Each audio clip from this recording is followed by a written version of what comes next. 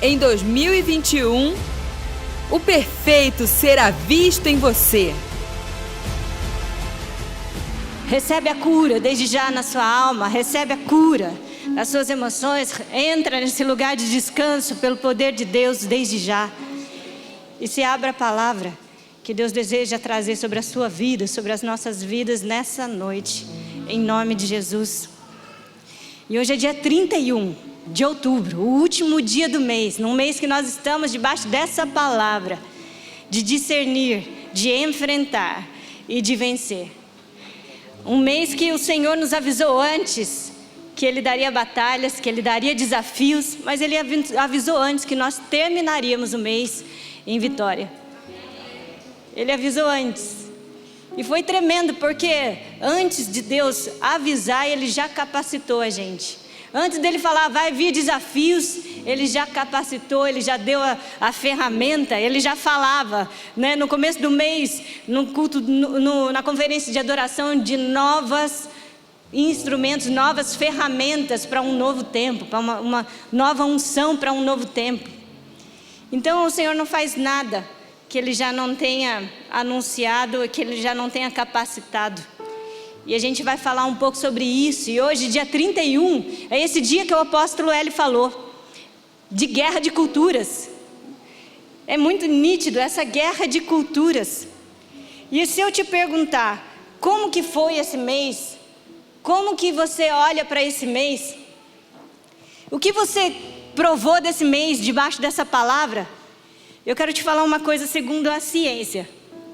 A ciência diz assim: se você hoje acordou de mau humor, se você acordou sem esperança, se você acordou hoje com algum tipo de dor física, psicológica, se você acordou hoje que você não está bem, você falou não estou bem, e eu te perguntar como foi o seu mês, sabe o que você vai falar para mim? Influenciado pelo que você sente hoje, você vai falar, foi péssimo, o mês foi péssimo, não foi bom assim, não vi nada disso acontecer. No meio da dor, no meio da luta, nós somos influenciados, isso é ciência. Para um paciente que está com dor, você nunca pergunta como foi os últimos 30 dias. Você pergunta, mas já sabe que ele vai ser influenciado. E o Senhor, hoje, nesse último dia do mês, Ele quer que a gente veja o mês como foi na lente dEle. Ele quer que a gente veja, não segundo o que você passou hoje, não segundo o seu mau humor, não sei se você dormiu a tarde inteira, falando assim, eu estou de gaiato aqui, eu não sei nem o que está acontecendo.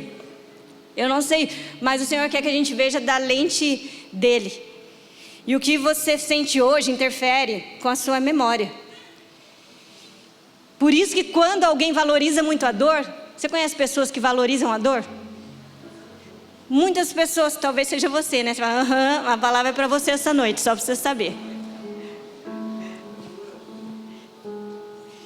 E gente que valoriza muito a dor acaba tendo a impressão de que a vida não é boa. Porque sempre ela olha na perspectiva da dor que ela está sentindo hoje. Então aquele amontoado de dias, um após outro, ela vai vendo e fala assim, na verdade a vida não é boa. E eu quero te falar uma coisa, isso é uma mentira. A vida com Deus, ela é uma vida boa. Eu falava de manhã que o apóstolo Hélio, a gente já sabe, né? A plaquinha que a gente vai fazer no dia que ele morrer. Está escrito assim, está indo contra a sua vontade. Não gostaria de ter ido. A vida com Deus é uma vida que nos dá prazer em viver. Ela nos dá prazer e traz a alegria de viver. Essa é a vida com Deus. E quem valoriza muito a dor, acaba não tendo essa impressão de que a vida é realmente boa. E a pastora Eliana mandou uma mensagem para o apóstolo, quando ele viu a palavra, ele me mostrou a mensagem. É um trecho de um livro que ela está lendo, do Cote, né? E ela falou assim, que uma pessoa, mandou esse trecho do livro, uma pessoa curada, ela conta a sua história com bom humor. Uma pessoa curada, ela fala da sua história com bom humor. Por quê? Porque uma pessoa curada consegue ver na lente de Cristo. E quando eu falo de dor, eu não estou falando só de uma dor física, eu não estou enfermo, não estou nada, eu não estou sentindo dor. Não, eu estou falando das dores que a gente passa, às vezes para produzir algo, para gerar algo. Hoje de manhã eu dei o exemplo do apóstolo L, né? A gente está sentado olhando, ele trouxe a visão do partido político, ele trouxe a visão, e a gente está sentado e vendo e falando: Senhor, legal, amplia a minha visão, eu quero entender o que o Senhor tem para isso. Enquanto a gente está sentado, ele já está trabalhando. O apóstolo L já está gerando, já está sentindo as dores de parto para gerar o que Deus deseja produzir. Então eu não estou falando só de uma dor física, mas todo projeto, tudo que você se envolve, ele exige algo de você, exige dor. E se você foca na dor, você acaba perdendo e discernir as coisas do jeito que Deus vê. E a Bíblia, ela tem um profeta que é chamado de profeta chorão, né? O Jeremias. E Jeremias é conhecido pelo tanto que ele sofreu. O interessante é que Jeremias sofreu, não foi por causa das lutas dele, pessoais. Ele sofreu com a falta de perspectiva da bênção de Deus vir sobre a terra por causa de um povo. Do povo de Deus que estava envolvido até o pescoço com o pecado e não se arrependia. O sofrimento de Jeremias, o tempo todo, era em prol de ver o povo, era por ver o povo naquela situação de miséria, sem perspectiva, pelo pecado que assolava. E Jeremias nos dá uma dica. Se você está passando por um momento difícil, um momento conturbado, ele dá uma dica do que nós devemos fazer para que nós possamos ver tudo e ver esse mês na lente de Cristo. E Jeremias, Lamentações de Jeremias, capítulo 3, versículo 20. Eu vou ler 19. E olha que interessante, Jeremias fala assim: eu recordo, olha ele falando da memória dele, da minha aflição e do meu delírio. Jeremias, Lamentações de Jeremias, Lamentações, capítulo 3, versículo 19. Recordo-me da minha aflição e do meu delírio, do meu profundo sofrimento e do meu enorme pesar. Lembro-me de tudo isso e a minha alma desfalece dentro de mim. Contudo, eu quero lembrar do que pode me dar esperança. A bondade do Senhor é a razão de nós não sermos consumidos, porque as suas misericórdias não têm fim. Elas se renovam a cada manhã e grande é a sua fidelidade. Sendo assim, eu digo a mim mesmo: a minha porção é o Senhor, portanto nele eu depositarei toda a minha esperança. Eis que o Senhor é bom e misericordioso para com todos aqueles que nele esperam confiantemente, para com aqueles que o buscam. É muito bom aguardar confiante, em paz, pelo socorro, a salvação que vem do Senhor. Amém? E ele dá uma enorme dica. E até parece que ele entendia de ciência, né? Que ele entendia que a nossa memória é influenciada. Ele falou assim: olha, eu me lembro das coisas ruins. E eu me lembro porque elas não passaram, mas eu quero trazer à memória aquilo que me dá esperança. Eu quero enxergar da lente de Cristo. E ainda ele fala assim: quando eu olho para tudo, eu mesmo falo para mim mesmo. Eu falo para mim mesmo, Ele é a minha porção. É bem similar ao que a gente cantou hoje, né? Não há nada melhor que o meu Deus. Ele é a minha porção, portanto nele eu esperarei confiadamente. E de manhã eu fiz algo e eu pedi para as pessoas que confiam no Senhor, que já tiveram essa experiência de que Deus é bom, se colocar em pé. Eu vou pedir para você fazer isso. Se você teve essa experiência de que esse versículo, eis que o Senhor é bom e misericordioso para todos aqueles que esperam nele confiantemente, para com aqueles que o buscam. Se você tem essa experiência com Deus, fala assim: eu busco a Deus, eu encontro refúgio, eu encontro fortaleza, eu busco a Deus. E eu encontro a bondade de Deus, eu me deparo com a bondade dele me cercando por detrás e por diante. Se você tem essa experiência com Deus, e isso é uma intercessão nessa noite a favor de todos os outros, eu quero que você se coloque em pé. Nós temos essa convicção. Nós temos essa convicção de Jeremias. Senhor, e olha para nós, é assim que nós queremos contar os nossos dias, é assim que nós queremos ver a nossa história, dessa lente, Pai, de que nós estamos entregues na mão de um Deus bondoso, de um Deus que nunca falha, de um Deus misericordioso, de um Deus que todos os dias responde àqueles que o buscam, de um Deus que que sobre nós, Pai, nunca nos abandonará. De um Deus que sobre nós coloca a sua mão todos os dias e derrama das tuas misericórdias. Em nome de Jesus. Você pode se sentar? E nesse mês de discernimento, eu quero que você preste atenção, eu estou falando de discernir, de enfrentar e de vencer. E como nós estamos terminando esse mês. E qual é a postura de vida, de discernir e enfrentar que eu tenho que ter para toda a vida. E o discernimento, ele está disponível para nós todos os dias, para que a gente não sofra o mal. A palavra de Deus diz em Provérbios, no capítulo 23, Provérbios 23, o prudente percebe, não precisa colocar lá, o prudente percebe o perigo e busca refúgio. O incauto ou imprudente, contudo, passa adiante e sofre as consequências. O primeiro passo para você não sofrer o mal, para você não sofrer a consequência do mal, é discernir, é entender. Para você ser prudente, o primeiro passo é entender qual é o caminho bom, qual é o caminho que eu devo seguir, de onde eu devo me desviar. Só que tem uma coisa, nesses dias parece que a gente brinca com as coisas, né? Parece que a gente deixa entrar, mesmo que de brincadeira, as coisas ruins nas nossas casas, mas as coisas ruins nem de brincadeira elas deveriam entrar. Pelo temor do Senhor, você sabe, eu vou contar uma coisa, se eu te ofender, você me desculpa, mas eu nunca gostei do Papai Noel.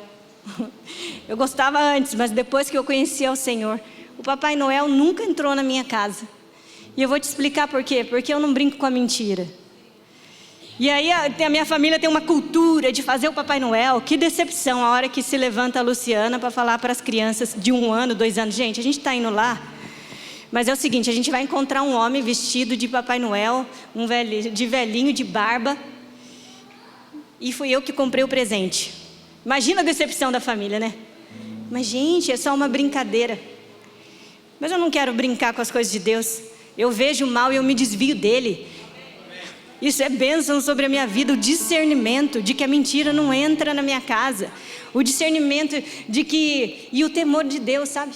O temor a Deus. Eu não quero isso para a minha vida. E a cultura do Halloween, ela vem ganhando força no nosso meio. Hoje, nesse dia de batalha de cultura, ela vem ganhando força no nosso meio. E ela é atrativa, porque ela é divertida. Eu cheguei lá no meu condomínio ontem, eu via mães vestidas de preto e filhos juntos. Nossa, e é legal, né? Os adolescentes, os jovens olham e falam, mas o que tem? Eles estão brincando com os pais deles. Mas na verdade, por exemplo, o suborno é algo inegociável na minha casa. Jamais eu vou ensinar o suborno. Mas de brincadeira, eu peço um doce, mas se você não me der, eu faço uma travessura. Como isso? E nessa semana eu fui entrar no condomínio da minha mãe, e o condomínio da minha mãe é um condomínio grande, e faz filas e filas no dia do Halloween para entrar no condomínio, para as pessoas entrarem lá. E eu vi aquelas casas enfeitadas a hora que eu cheguei nessa semana lá, e o Senhor me deu um discernimento. E sabe, eu vou te falar uma coisa, não se trata da minha opinião, porque a minha opinião a respeito do Halloween não importa. Fala assim para mim, a minha opinião a respeito do Halloween, a respeito do carnaval, não importa. Mas o que Deus pensa a respeito disso? E quando eu cheguei lá e eu vi aquelas casas todas enfeitadas, o Senhor me trouxe um discernimento. E o Senhor me falou assim, enquanto cristãos tolos, imprudentes, não se desviam do mal e preferem viver como se nada tivesse problema, vocês veem o homossexualismo, vocês veem as crises de identidade, a ansiedade, a depressão assolando, devastando a sociedade e acham que a culpa não é de vocês. E nós achamos que a culpa não é nossa. Nós temos o poder de decidir entre a vida e a morte. Deuteronômio 8 fala, escolha pois a vida para que viva. Nós temos esse poder com as nossas atitudes, com o nosso posicionamento, de decidir entre a vida e a morte. Eu decido que não há mentira. Eu decido que eu não quero demônio na minha vida. Eu decido que a bruxa não faz parte da minha vida. eu decido isso com meus filhos na minha casa, e não tem cultura que vai romper com esse muro de proteção para os meus filhos. Mas nós achamos que não tem problema ficar, nós achamos que não tem problema namorar. Às vezes fala, não, mas não tem problema se o namoro for santo, para que fazer corte, né? Talvez não tenha problema diante dos seus olhos. Nós achamos que não tem problema. Mas o que tem ir lá se divertir no carnaval, que se chama festa da carne? Realmente, né? O que tem de problema? Exceto que você está expondo os seus filhos e está empurrando eles, né?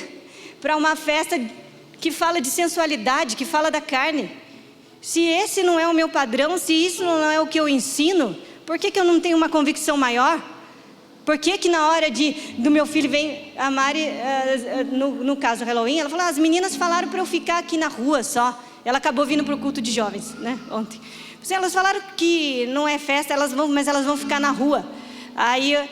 Mas eu já falo diretamente, eu não tenho dó. Tem mãe que fala e tem dó. Eu tenho dó de não ir no carnaval. Eu tenho dó de não deixar... Eu fico pensando, o que você está ensinando para os seus filhos? Eu ensino que a vida é muito melhor que a morte. Eu ensino que a verdade é o que sustenta a minha vida e ela não deixa o meu pé vacilar. Eu ensino que a minha opinião não vale nada. Mas então, Mari, vamos junto procurar o que Deus acha a respeito disso. Vamos então, filho, procurar o que Deus acha a respeito disso, já que Ele é o centro da nossa casa, já que toda a plenitude que a gente vive aqui, toda a coerência que a gente vive aqui, é por causa dEle. Vamos junto buscar o que Ele tem a respeito disso. E o Espírito Santo é o nosso maior parceiro de nos aconselhar nisso, de nos dar esse discernimento. O maior parceiro em assegurar o melhor caminho. Essa semana eu estava conversando com um homem que ele se diz muito conservador, e realmente ele era nas suas atitudes. Ele falou, mas olha, tive que mudar minha mentalidade, porque a minha filha falou para mim que queria casar. Eu falei, olha, o casamento hoje custa muito caro, vai lá, mora com ele alguns meses. E ele falou, não deu outra, ela voltou para casa. Em nome de uma mudança de mentalidade, você infringe os princípios no qual você está inserido. Se você quiser ou você não quer, tem princípios que regem o novo pacto, que regem a sociedade, que regem o mundo. São princípios naturais, são leis naturais. Se eu jogar a maçã para cima, ela cai. E tem princípios espirituais. Deus me falava que nós continuamos plantando e semeando aquilo que eu não desejo colher. Se você não deseja colher mentira, não plante a mentira. Se você não deseja colher a morte, não planta a morte. Se você não deseja colher tristeza, não planta tristeza. Se você não deseja colher peso, não planta peso sobre a vida dos outros. Outro dia a Mari estava num jogo.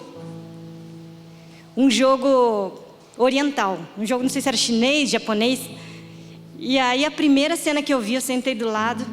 E eu tenho a impressão certa de que pelo Espírito a gente sempre está no lugar certo na hora certa, né? E aí eu sentei do lado daquele jogo e ela falou assim, e ela me mostrou. E a primeira parte do jogo, o bonequinho ia coletar frutas, peixes, sei lá o que era, coisas, para ofertar a um Deus. Eu falei, Mari, como assim? Como assim? O que ele está fazendo? Ofertando a um Deus? Que jogo é esse? E eu sei que dali, esse jogo e os grupos desse jogo, vários desses grupos são ruins, não são bons na verdade. Então se o Espírito Santo nos trouxer o discernimento, não fique acanhado de se posicionar para colher. Semeie aquilo que você quer colher na vida dos seus filhos, na vida nos relacionamentos no qual você está inserido. Se você quer colher um casamento bom, semeie a santidade. Se você quer colher uma família estruturada, semeia não vacilar nos seus caminhos com relação à pornografia, se você é solteiro, se você é casado, sei lá. Mas se você quiser colher os frutos do Senhor, não se esqueça, nós estamos inseridos em princípios, eles acontecem. A palavra de Deus diz em Isaías, no capítulo 5, no versículo 20, fala assim, ai dos que usam o mal como sinônimo de bem, e chamam o bem de mal, que fazem das trevas luz, e da luz trevas, do amargo doce e do doce fel. Parece com o dia das bruxas, né? O que é mal vira bom, o que é ruim vira doce, né? O que é amargo vira doce.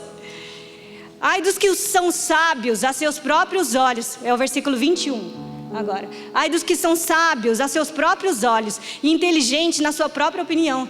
E nós continuamos falando, mas essa é a minha opinião. É isso, é o que eu acho, mas tá bom. O que rege o reino onde você está inserido? O que você vai colher se você plantar? Importa a sua opinião? Ai dos valentes, dos que são valentes para beber muito vinho e mestres em misturar bebida forte, que absolvem o ímpio mediante suborno e negam ao inocente a sua justiça. Por isso, como a chama devora a palha, como o feno se incendeia e se consome, do mesmo modo a sua raiz se reduzirá a mofo, a sua flor será carregada pelo vento como pó, porquanto rejeitaram os mandamentos do Senhor. E eu vou conversar, mas olha para mim. Quando a gente lê esse versículo, você fala assim, nossa, mas como Deus é bravo, como Deus é mau. Não é. Aqui ele não falou assim, olha, se você fizer isso, eu vou te castigar. Não, não é. Mas eu vou te dizer, nós somos chamados a deixar um legado sobre a face da terra. Nós somos chamados a deixar um rastro de bênção, um rastro de vida, de deixar herança para os meus filhos. Uma herança de fé, uma herança de conquista, uma herança de avanço, uma herança de prosperidade, uma herança em Cristo. Eu sou chamada a deixar isso sobre a face da terra. E aqui fala assim, ó, mas quando você não ouve os mandamentos do Senhor, dos quais toda a humanidade está sujeita, os princípios espirituais, quando você não ouve, sabe o que acontece? Sabe essa herança, sabe esse legado? Ele murcha, ele seca, a raiz, brevemente ela vira um mofo. Aqui fala assim, como a chama devora a palha. Imagina a palha pegando fogo, some. É isso que não ouvir os princípios do Senhor faz com as nossas vidas. Isso não é maldade, isso não é porque Ele é bravo, é porque a gente está sujeito aos princípios. Igual se eu jogar uma maçã, ela cai. É a mesma coisa. E o Senhor nos chama a esse, eu achei tremenda a Zê falar, que o Senhor nos chama de Coríntios, né? Ele nos chama a ser generoso, a palavra lá em Coríntios que a Zé leu, chama a ser generoso em todas as circunstâncias, porque Ele nos chama a prosperar em todas as áreas. Você viu esse versículo que foi lido na hora da oferta? Você vai prosperar nos seus relacionamentos, você vai prosperar nos seus negócios, você vai prosperar. Isso não é teoria da prosperidade, isso é a vida de quem está inserido em Cristo. E se as derrotas segundo o mundo vêm, porque elas vêm, elas nos promovem. Se os resultados não são tão bons do meu negócio que eu tive que fechar, eu vou te contar o que aconteceu. Todas as coisas cooperam para o bem daqueles que amam a Deus. Em breve você vai ver o resultado da sua semeadura, ainda que ela se chame aos olhos dos homens derrota, ainda que ela se chame aos olhos dos homens fracasso. Se eu der o meu jeitinho e não fazer do jeito de Deus, eu vou colher o meu jeitinho.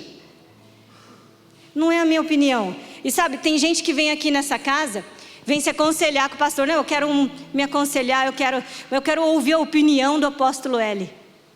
Eu vou dizer que você já vem nesse lugar, quando você fala, eu vou ouvir a opinião dele, você já vem com um pensamento errado. Porque você não vem aqui ouvir a opinião do apóstolo L, da pastora Zelinda, da pastora Dri, da Eliana. Você não vem aqui para ouvir a opinião, a nossa opinião a respeito de um assunto.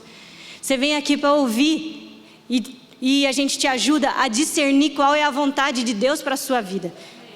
Esses dias atrás teve uma pessoa que, conversando comigo, relatou que estava brava com um conselho que foi dado. E eu falei assim, mas como?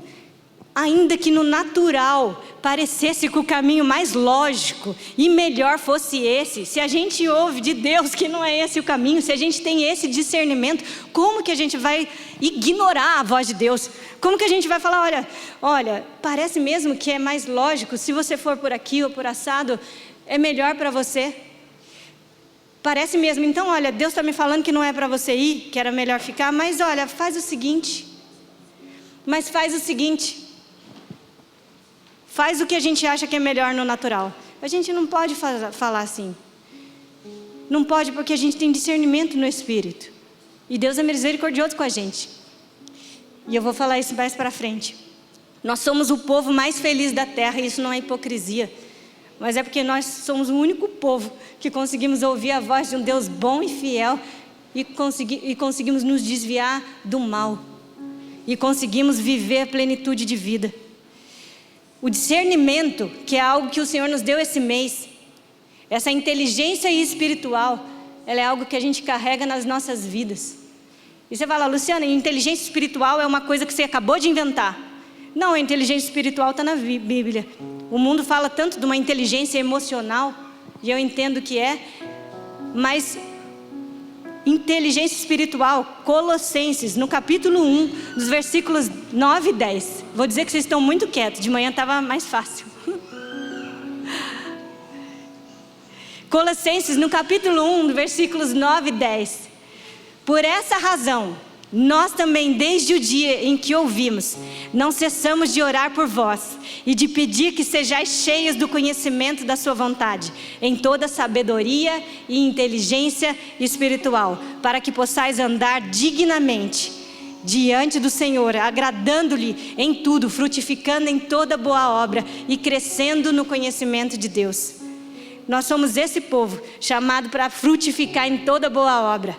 Nós somos esse povo que tem inteligência espiritual. Diga comigo, inteligência espiritual.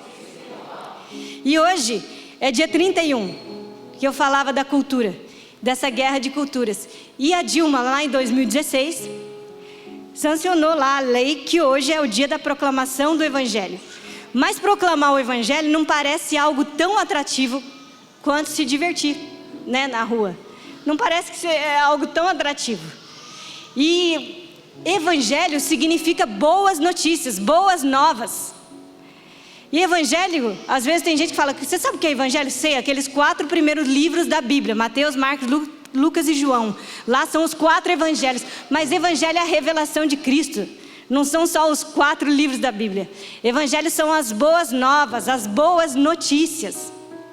E os evangelhos em si, que contam a história de Jesus, Mateus, Marcos, Lucas e João, eles terminam com o Senhor nos enviando a algo. E Ele fala, ide por todo mundo e pregai o evangelho a toda criatura, e aquele que crê e for batizado será salvo. E em Marcos particularmente, no capítulo 16, no versículo 17, Marcos, capítulo 16, versículo 17 fala assim: e estes sinais acompanharão os que crerem. Em meu nome expulsarão demônios. Em meu nome falarão novas línguas. Pegarão serpentes com a mão. E se algo mortífero beberem, de modo nenhum lhes fará mal. Sobre os enfermos imporão as mãos e eles serão curados. Amém? E a Bíblia diz que esse é o sinal que creem aqueles que anunciam as boas novas. Esse é o sinal que creem, que seguem os que creem e anunciam o ide do Senhor, que fala, que responde ao ide do Senhor e anunciam aquilo que Ele conquistou na cruz do Calvário por nós. E fala que em meu nome expulsarão demônios. E quando a gente fala de expulsar demônio, as pessoas acham que expulsar demônio é quando alguém começa a se contorcer e aí vem alguém, põe as mãos e expulsa o demônio. Mas eu quero falar para você hoje. E eu falava de manhã, talvez você seja um empresário. Na sua empresa você tira os seus funcionários de uma mentalidade de miséria. Você trata eles com dignidade. Você mostra para eles qual o caminho que eles podem trilhar. Você está expulsando demônios. Quando você se posiciona na sua escola, entre os seus amigos, com uma posição de falar, eu sei o que o Senhor tem. Ou simplesmente sem falar, mas só se posicionando, você está expulsando demônios. A manifestação da verdade no seu trabalho, onde quer que seja, você está expulsando demônio. Da mesma forma, quando a gente fala de curar enfermo, a Bíblia fala aqui que sobre os enfermos imporão as mãos e eles serão curados. E curar o enfermo não é só para ministro que vai e coloca a mão sobre a pessoa, mas quando médicos, e de manhã tinha vários deles aqui, né? Tinha os estudantes e o Felipe estava aqui, mas eu falava, quando você descobre algo na ciência que cura muita gente, e você faz isso em nome de Jesus, em meu nome curarão enfermos. Quando você tem uma palavra de sabedoria, discernimento, e você traz sobre a vida de alguém uma palavra que muda a história dela, você está curando um enfermo. Com uma palavra de sabedoria, com uma palavra de vida. Hoje o apóstolo ele fez a gente cumprimentar, né? Sair do nosso lugar e falar para uma pessoa: Jesus te ama. Uma coisa tão simples, mas talvez hoje você produziu cura através de uma palavra tão simples. E nós somos um grande time, nós somos um grande povo sobre a face da terra expulsando demônios. Nós somos um grande time sobre a face da terra curando enfermos. Nós somos um grande time falando novas línguas. Luciana, quando é que eu falo novas línguas? Uma palavra de sabedoria que traz vida. Você está falando novas línguas, você está indo contra a correnteza, contra tudo que é natural. Nós estamos falando algo novo, algo diferente, algo que realmente, como Paulo fala, olha, eu não falo palavras de sabedoria humana, mas o poder de Deus, para que a sua fé se apoie no poder de Deus e não em sabedoria humana.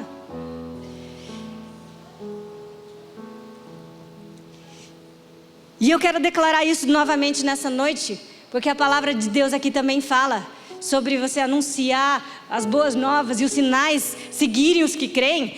A palavra de Deus diz assim: beberão veneno e não morrerão. E nessa hora o Senhor me falou, sabe o quê? Quantos adolescentes dessa casa beberam veneno? Hein, Li? Que a gente tem chorado junto com pai e mãe. Quantos beberam veneno? Mas tem uma palavra sobre nós, eles não morrerão. Tem uma palavra sobre nós que o Senhor deixou lá atrás. E eles não morrerão. Você pode fechar os seus olhos nessa hora e decretar isso comigo? Sobre os adolescentes, sobre os jovens, até sobre os adultos, crianças, todos aqueles que beberam de alguma, se alimentaram de alguma forma de algo que trouxe morte e não vida, de algo que levou para um destino que não o que Deus tinha. Nós queremos declarar essa palavra que está sobre nós. Esse sinal segue os que creem. Beberão veneno e não morrerão. E nós decretamos isso sobre os filhos dessa casa. Nós decretamos sobre adolescentes: não morrerão, alcançarão o destino que Deus tem para eles, alcançarão seu destino profético, seu destino de vida, seu destino de vitória nas suas vidas, em nome do Senhor Jesus. E nós, nesse tempo, o Senhor nos dá esse discernimento, e eu quero declarar sobre a sua vida, pai e mãe. O Senhor nos dá esse discernimento, e é possível restaurar a proteção dos nossos filhos. É possível restaurar. Sabe quando eu falei que você empurra o seu filho para uma estabilidade emocional? É possível restaurar novamente esse lugar de segurança e fortaleza na sua casa. Recebe isso em nome de Jesus. E com o Espírito Santo nós podemos ter certeza de que Deus é bom. E essa convicção de que Ele é a nossa porção, de que Ele é o nosso tudo, fica em nós. E a primeira parte, né? Para que a gente consiga discernir. E eu contava que essa semana eu tive uma experiência com a Alexa. Quem sabe o que é a Alexa? É uma coisinha da Amazon, né? É uma caixinha de som da Amazon. E eu gosto dela porque ela é do Davi. Aí eu chego às vezes, e esse dia eu cheguei correndo, eu almocei correndo porque eu queria estar com Deus. Eu queria ir lá adorar, eu queria estar lá. Então eu chego e falo: Alexa, toca tal música. E ela toca. Aí eu já começo a orar, já entro lá na minha atmosfera.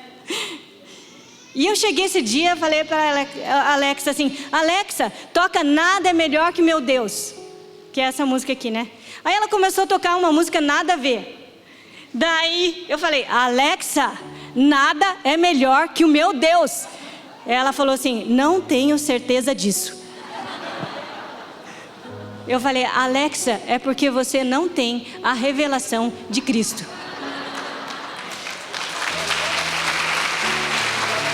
Mas você sabe qual é o problema? É que muitos de nós vivemos como Alexa. Eu não tenho certeza, eu não tenho convicção de que nada é melhor que meu Deus. Muitos de nós vivemos como Alexa. Mas eu quero falar para você: a revelação de Cristo, ela é para todos os filhos. Ele se manifesta a seus filhos. Aí você vai falar: não sei se ele se revela a mim. Isso já é uma mentira na sua mente. Se você levantou a sua mão um dia e falou: eu quero esse Senhor, eu quero que a minha vida seja entregue a Cristo, Ele se revela a você todos os dias. Você nunca mais vai duvidar disso. Se você se duvidar, vai ter uma vozinha: você está se comportando como Alexa na sua mente. Nunca mais você vai duvidar.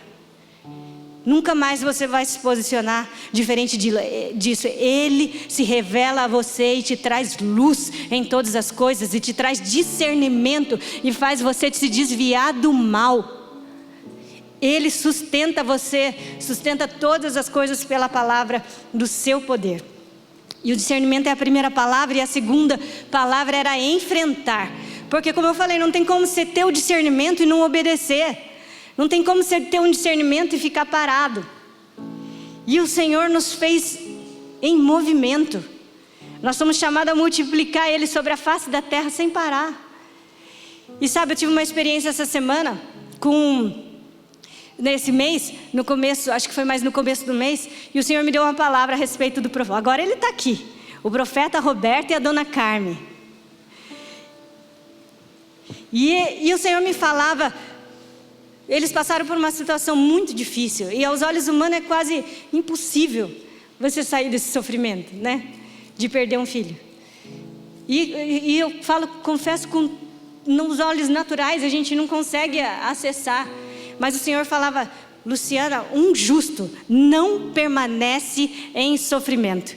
E eu falei assim: legal, eu ministrei isso com o profeta Roberto.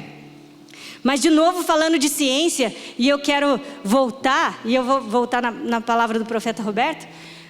Mas você sabe que na ciência, a gravidade de uma doença, ela não se dá pela intensidade da sua dor. Quer dizer, nossa, está doendo muito, ou está doendo pouco. A gravidade de uma doença, ela não se dá pela intensidade da dor. Mas a medicina, ela avalia para saber se você vai sair dessa ou não. Como é a sua resposta? Qual é o seu comportamento diante da dor? Sabe por quê? Porque a dor se retroalimenta. Eu não estou falando difícil não, né? A dor, ela se retroalimenta. Se você decidir entrar no seu quarto, curtir a sua fossa, curtir a sua depressão, naquele dia que você não tem vontade de sair da cama, se você decidir ficar lá, eu vou contar o que acontece. É um ciclo interminável. A dor se retroalimenta. Agora, a hora que você não está, quanto mais paralisado você está, mais paralisado você fica. É assim que funciona. É assim que funciona com as doenças físicas. É assim que funciona com as doenças da alma. É assim que funciona no mundo espiritual. Quanto mais paralisado você está, quanto mais você contempla a sua dor, mais ela dói. E ela necessariamente vai aumentar de intensidade. Eu não estou profetizando, isso é ciência. E o Senhor me falava: olha para a vida do profeta Roberto e da dona Carmen. Veja qual é a postura deles diante da dor. E veja se eles estão permanecendo na dor. E eu olhava, o profeta Roberto, ele se apresenta lá para as orações de intercessão, leva a palavra, traz vida, declara. E eu falei que era sobre ele e a dona Carmen, e a Eliana veio me falar hoje. Sabe a dona Carmen? Dá um aceno, dona Carmen. A dona Carmen está estudando, está terminando os estudos dela. Está nos desafios da matemática. E o Senhor me falava assim: Luciana, olha, eles não estão paralisados. O que determina a gravidade da sua doença é o quanto você está parado. Mas talvez você chegou aqui hoje e você falou para mim: olha, mas eu estou paralisado mesmo. Eu tive com uma jovem essa semana e ela falou assim: Luciana, eu percebo assim que nos últimos... Ela falou Lu, ela não falou Luciana. Mas eu percebo que nos últimos anos eu estava paralisada. Parece que a minha vida não andou. E na hora o Senhor falou para mim: efeito rebote. Eu sou ortodontista e a gente conhece o efeito rebote. Na ortodontia, sabe o queixo? Aqui o mento, quando ele quer crescer, que ele quer ficar grande, não tem o que você faça para paralisar ele. E antigamente, os ortodontistas, eles colocavam uma mentoneira, colocavam uma compressão mesmo no queixo para segurar o crescimento. Aí eles tiravam e falavam: ah lá, não cresceu. Sabe o que acontecia no mês seguinte? Crescia 2 vezes mais. No outro mês, crescia 3 vezes mais. Isso se chama efeito rebote. E o Senhor falava sobre as pessoas que estavam paralisadas nessa casa. E se você é uma delas, recebe isso no seu espírito. Efeito rebote. Tempo de crescer 2, 3 vezes mais. Ninguém fica paralisado nesse tempo. Ninguém está morto nesse tempo. Nada é grave demais. Nada é grande demais. Eu quero declarar isso sobre a sua vida. Eu quero declarar que ninguém entra em caverna, ninguém fica dentro de um quarto. Em nome do Senhor Jesus. E Paulo falava isso, deixando as coisas que para trás ficam, prossigo para o alvo. Paulo escolhia a vida todos os dias. Nós temos discernimento para escolher a vida todos os dias e não a morte, para construir uma história dia após dia. Deus nos está falando dessa postura de enfrentamento. Nós nunca, fala assim comigo, nós nunca mais seremos os mesmos depois desse outubro. Deus nos ensinou a discernir, a enfrentar. Deus nos propôs que juntos a gente vencesse gigantes. Deus avisou antes e a gente se posicionou diante da palavra dele. Mas eu quero falar uma coisa para você. Até na intercessão eu vejo isso. Deus fala assim, quando a gente ouve, lutem por isso. Não, Deus não nos envia por um caminho que Ele já não abriu. Ele não nos envia para uma batalha que Ele já não decretou a vitória. Recebe isso na sua vida, em nome do Senhor Jesus. E Paulo, a história de Paulo eu acho interessante. Eu estava vendo a hora que ele caiu do cavalo. Paulo caiu lá do cavalo, viu a grande luz. E aí ele fica cego. E Deus fala assim para Ananias, fala, vai lá e você vai orar por Paulo e ele vai passar a ver. E é interessante que Ananias fala assim para Deus, tenta convencer ele de que não era uma boa ideia. Você já viu isso na Bíblia? Ananias fala assim, olha, Deus, mas espera aí, Paulo perseguiu os cristãos. Paulo é daqueles que tem um decreto lá para perseguir, para levar cativo. Esse é o Paulo, será que é uma boa ideia que ele seja do nosso time? Com outras palavras, foi isso que Ananias disse. E o Senhor fala assim para Ananias, fala assim, convém que ele seja um instrumento, convém que ele aprenda a padecer pelo meu nome. Ele será um instrumento de grande valia e eu vou ensinar ele como é bom padecer pelo meu nome. E quando eu li isso, veio um sentimento assim, eu prefiro escutar de Deus sobre o amor dele, sobre a graça dele que nos impulsiona. Mas prefiro do que ouvir, esse é um instrumento que eu ensino como padecer pelo meu nome. E veio esse sentimento, mas eu não falei nada para Deus, sabe? Mas eu sei que Ele conhece. E na hora o Espírito Santo falou para mim assim, eu não peço nada que eu não tenha dado antes. A revelação minha sobre a vida de Paulo foi tão intensa que ele decidiu por ele mesmo padecer pelo meu nome. Deus não dá nada, Ele não pede, sabe? Essa igreja, ela é chamada para ocupar posições de governo. O Senhor nos traz e nos fala sobre áreas de influência dia após dia, nos traz a revelação desse caminho, de como trilhar, de como mudar a sociedade, de como transformar o mundo, de como implantar uma cultura do reino. Mas eu vou dizer, nada disso Deus nos chama a fazer, sem que antes Ele tenha revelado profundamente Cristo a nós. Isso nos está disponível, a revelação de Cristo, o amor, a paixão pela obra de Deus, ela está disponível para nós, para que a gente cumpra o chamado dEle. A capacitação dEle vem antes. Deus não pede algo que já não nos tenha dado. A gente fala aqui nessa casa, Ele sabe para quem pede. E a última palavra desse mês foi vencer. Deus falou que nós venceríamos. E Ele fez a gente passar juntos, né? Por situações, lutar juntos algumas causas. Esse mês a gente teve 12 horas de intercessão. Foi tão tremendo, foi tão especial. E a hora que a gente vence as adversidades, o que é interessante, Deus, lá na intercessão, Deus falava que Ele revogava decreto de morte sobre crianças, sobre adolescentes. Foi tão legal o que Deus fez. E aí, o interessante é que nós passamos e vencemos as situações e ela não nos deixa simplesmente mais fortes. A gente sabe disso, que a gente passa por essas situações e a gente sai mais fortes delas. E determinadas situações são novas para nós enfrentarmos e vencermos. Mas nesse mês, Deus fez a gente vencer gigantes. A gente não sai só mais forte, mas sai com mais autoridade, em outra posição de governo. Deixa eu te explicar uma coisa. Quando você tem lá um vereador, ele legisla lá, né? Ele faz leis e ele tem uma certa autoridade para decidir um assunto. Quando você é governador, você tem outro nível de responsabilidade, outro nível de relacionamento, você tem outro nível de autoridade para manifestar algo. Quando você é presidente, então, assim como aumenta o nosso nível de autoridade, de governo, também aumenta os problemas que nós temos capacidade para resolver. E o interessante esse mês foi que na sexta-feira da semana passada, eu estava no culto de intercessão. E aconteceu uma coisa comum e corriqueira, que acontece geralmente. Na hora da oferta, a Júlia me trouxe... É brincadeira que acontece geralmente, tá? Mas a Júlia me trouxe um abacaxi. E o abacaxi era muito grande. E estava doce, viu? Só para vocês saberem. E ela falou assim, eu estava vindo para a intercessão e Deus falou comigo para comprar um abacaxi. E mandou falar que não há abacaxi grande demais para ele. Olha que tremendo.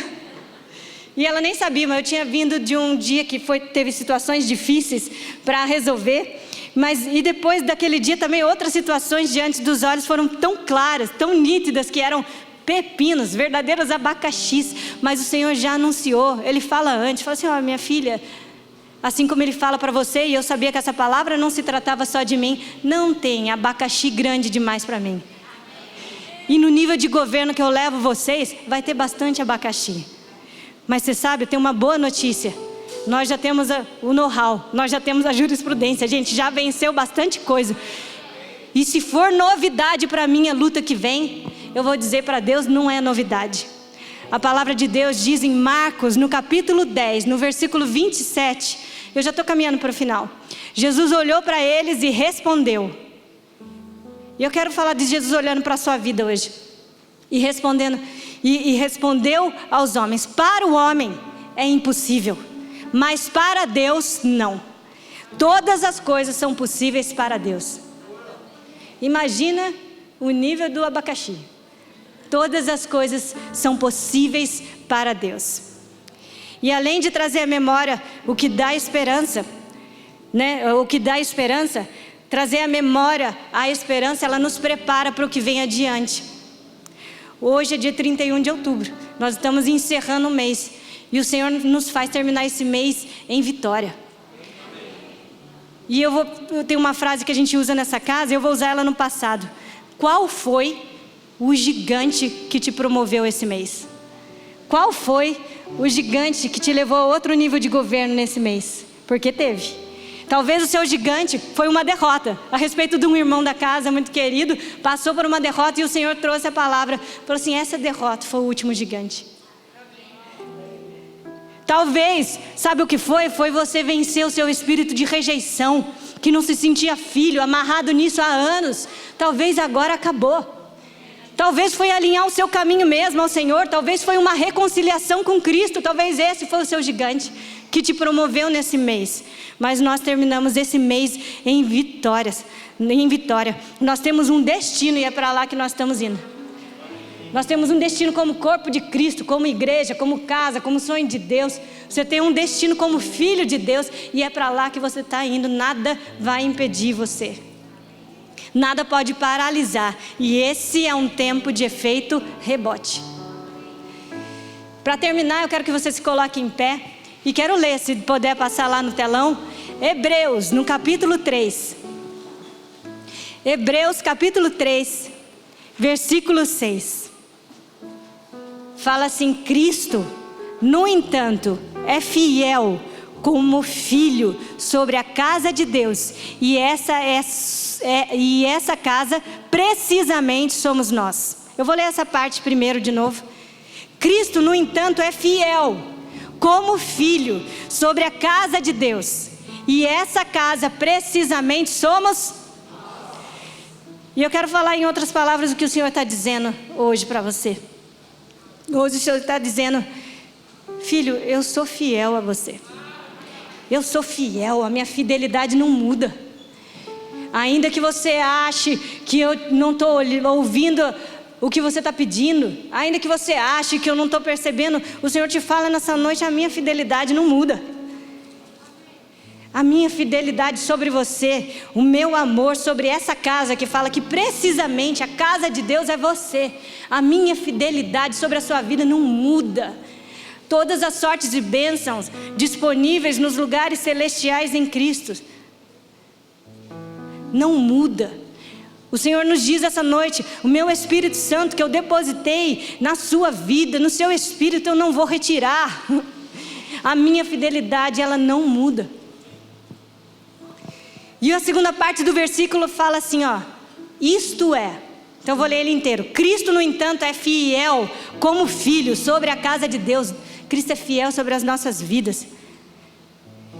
Isto é, se retivermos com fé perseverante a coragem e a esperança no qual nos gloriamos. Então o Senhor está nos falando hoje. E essas três coisas, eu considero elas como componentes do movimento. Sabe, os componentes do movimento?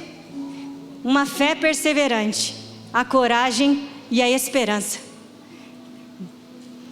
Isso são os componentes do nosso movimento. Nós temos uma fé perseverante, nós temos uma coragem, e a esperança nos está disponível todos os dias. Todos os dias. E a palavra de Deus diz assim: filho, eu sou fiel com você, mas guarde a fé perseverante. Persevere na sua fé. Lembre-se que você tem coragem, que você tem ousadia sobre a sua vida. E lembre-se todos os dias daquilo que te dá esperança. Enxergue todas as coisas através das lentes de Cristo. Nessa posição de governo que o Senhor nos chama a estar, Ele já nos capacitou a elas. Ele já nos colocou em movimento para que a gente não fique paralisado. Ele já conferiu a você produzir fruto em toda a estação. Luciana, está chovendo sobre a minha vida. Você está manifestando fruto. Agora está um tempo bem de seca. Você está frutificando da mesma forma. Isso foi derramado sobre nós. Nós somos um povo que frutifica em todo o tempo. Nós não somos inférteis. E é interessante que a Júlia trouxe uma palavra, que a fidelidade do Senhor tira a gente da infertilidade. E eu quero declarar essa fidelidade do Senhor sobre as nossas vidas, tirando a gente de infertilidade, tirando a gente de situações paralisadas, tirando a gente de não dar os frutos que a gente deve dar em cada estação. Quero declarar hoje sobre a sua vida que nunca mais você fica paralisado, nunca mais você volta para a caverna, nunca mais você vai se sentir rejeitado. Eu quero declarar sobre a sua vida o que foi conquistado nesse mês que nós encerramos hoje.